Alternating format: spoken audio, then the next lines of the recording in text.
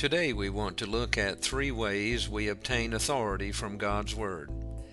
Sometimes it is referred to as 3 types of commands.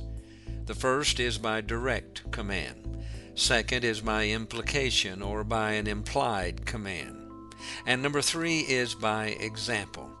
Let's look at each one. A direct command is the easiest one to identify. These are straightforward statements such as do this or don't do that.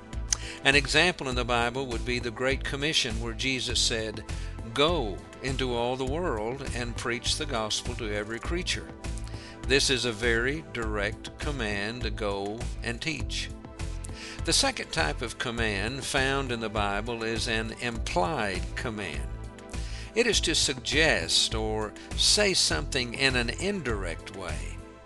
If my wife said, for example, "It would be very nice if you took your shoes off when you came in the house," you see, she is suggesting it instead of telling me directly to take my shoes off.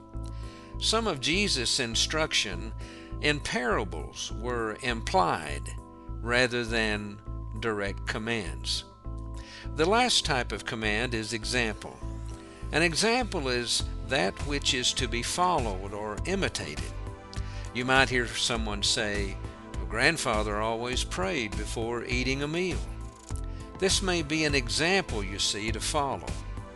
In the Bible, we could turn to what the Apostle Paul said in 1 Corinthians 11:1, when he said, "Be ye followers of me, even as I also am of Christ." So we have then the direct commands, the implied or indirect commands, as well as the examples in the Bible that can all be used to establish authority for how we should live in this life. Now let's look at a few questions.